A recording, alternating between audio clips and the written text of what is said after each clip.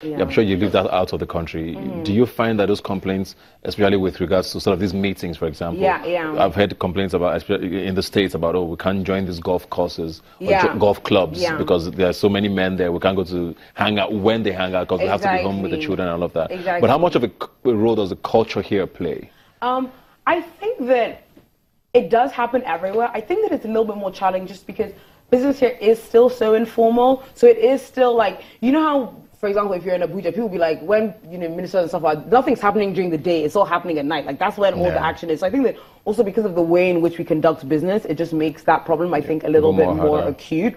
But this is like a challenge, like, around the world. It's not just like a Nigerian Do you think it's going to change here? I mean, I don't expect a 100% turnaround, but are you seeing things starting to change where maybe men, the attitude is a little different, the approach, the complaints are a lot less? I don't know if is that happening at all? Yeah. I mean, I think that, like, you definitely are seeing, I mean, some progress. Like, you move forward, you move back. So, I mean, let's look at politics, for example. Nigeria has under 10% of, like, the House of Assembly are women, right? Like, that's crazy that, because when you then have these debates where you're talking about the gender equality bill, if you don't have any women in the room, and I'm not saying that guys don't care about these issues, but it's a little less urgent. It's like if I'm talking to you about a problem in Congo versus a problem in Lagos, it's going to be more urgent for you when it's personal, it's about you, right? I think that if you look at the last administration, had many more women in government. I think that you seem to have many more women around the president. Now it seems to have walked back. So in those sorts of areas, you move forward and back. I think in business and in the corporate space, like, you've had some advances. You see a lot more women now who are CEOs of banks, who are on the boards, but there is still a lot of work to be done. I think with all these things, they will take time because you're changing kind of a cultural mindset that has been around for a very, very long time. Although I do think one of the challenges for us, like, as Africans, is that we assume that this kind of balance between men and women has always been like that.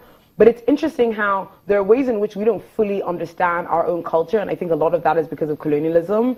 So you actually look back and you'll see that, for example, in some places they had all-female armies, right? Or you'll see in some places where I think that they are matriarchal societies. So you'll find that people talk about culture a lot and how, culturally women should do X, women should do Y, but I'm like, but do we actually even know what our culture is? Right, so I think, it's an interesting city, but we're making progress. It's a long fight. I want to talk about judging now, because you find out, in spite of all of these challenges, you find a lot of women who succeed, quote unquote, in male-dominated environments, in banking, in the sciences. When do you find that those people get judged like, oh, she must be doing something she couldn't have just earned? I know that comes up sometimes. Is this something that's still very predominant, you think? Yeah, I do. I think sometimes. And does that scare women away from these things, maybe? Yeah, I think, I definitely do think that sometimes people judge you, but I think that it also depends on how you carry yourself. So one of the things that I think is really unfair is that, like, if you're a woman at the office and, like, you wear a lot of makeup and you care a lot about fashion, people will assume certain things about you. Right? And I've even been, like, guilty of that sometimes, right? Like, I'm not saying I'm perfect. And you'd be like, oh, she must be really silly. Even recently, I was told that the tone of my voice, I apparently have something called vocal fry. So there's a reason for why my voice is annoying and high and unprofessional. And it's like, you know what I mean? Where, like, sometimes you're like, I just don't even know why we're having this discussion. Like, can you just look at my work? Is it good or is it not? And so I do find that you do have times when, like, women are judged. Like, sometimes you'll be hearing about a female entrepreneur or maybe even sometimes a female personality, and people, they're like, oh, she's a wrongs girl. And I'm like, well, why is that even relevant to the conversation? Okay, so she's sleeping with X, Y, and Z. Like, it's just not, I mean, we're not talking about career, that. We're talking about, like, her career. And so I do think that, like, sometimes there's a challenge in that you have to kind of force yourself into the mold of what people think is acceptable for a business. Exactly, what they expect. And I think women are just as guilty about it as men are. So all right, let's take a break now. When we come back, we're going to talk about Slay, the Slay Festival, which is coming up this month, I believe, and she'll tell us all about it. So please stay with us. Let's dance now, it is my turn. Just won't work you out. Say, hey, we represent. What else? What else? Come on. All right, welcome back. I have here with me Yasmin Bello-Sage, co-founder. She leads Africa, and we're talking all things women. And let's talk about the Slay Festival now, which I think is coming up on the 21st of January. What is it exactly? What is the Slay Festival? So it's It's just a one-day celebration of all the amazing things about African women.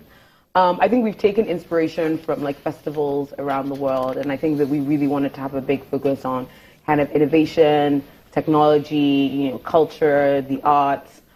I just say like we wanted to have a full day where you'd come, you'd learn some cool lessons, you'll see some cool things, you'll meet some awesome people, and you just have fun and be a way to just like celebrate just being an African woman. Yeah. So is this like a networking forum? Are people just going to hang out? Are there panels to see? So much Are there going stands? on. What exactly is happening? So much going on. So I think we've got 4 different sections. So the first one is the main stage where we have speakers. So I mean, our panels go all the way from, we're having a panel on making bank in like the media industry. We have Kemi Adetiba from, the Wedding Party.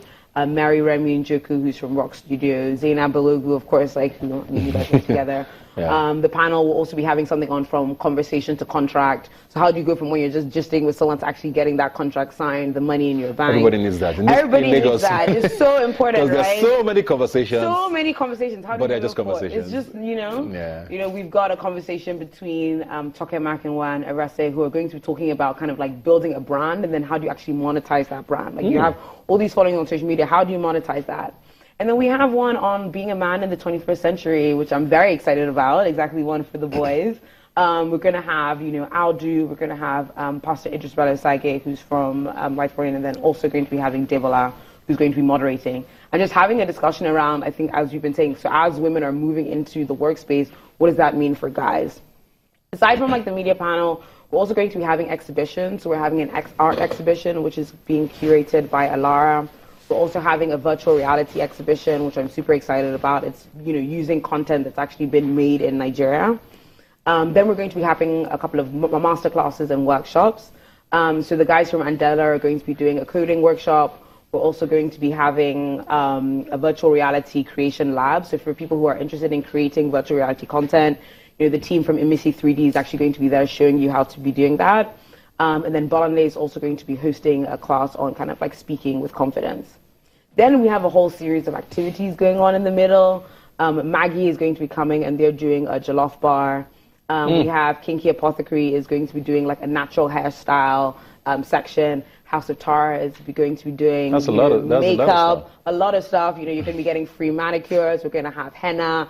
There's going to be so much going on. And then, of course, also like vendors. So it's going to be, I think that the whole idea is it really is a festival. Exactly, it really is a festival. A lot of like different elements. I remember I think I was inspired, I don't know if whenever I went to Disneyland when I was younger, you felt like there was always more that you wanted to see. It was not enough. It was not enough. Like, I wish I had more time. And we want people to feel that. Where is this holding? So it's going to be at Abuja Meta, the railway compound, which we're really excited about because it's a historical site in Lagos.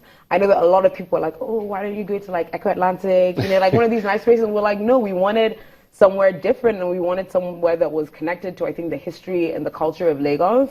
We also wanted people to be seeing other parts of Lagos, places that not all the time. Exactly. Not every time that. Like sometimes go and explore other parts of the world. And who's invited? So everybody's invited. I think so far we have about 400 people who've already bought their tickets.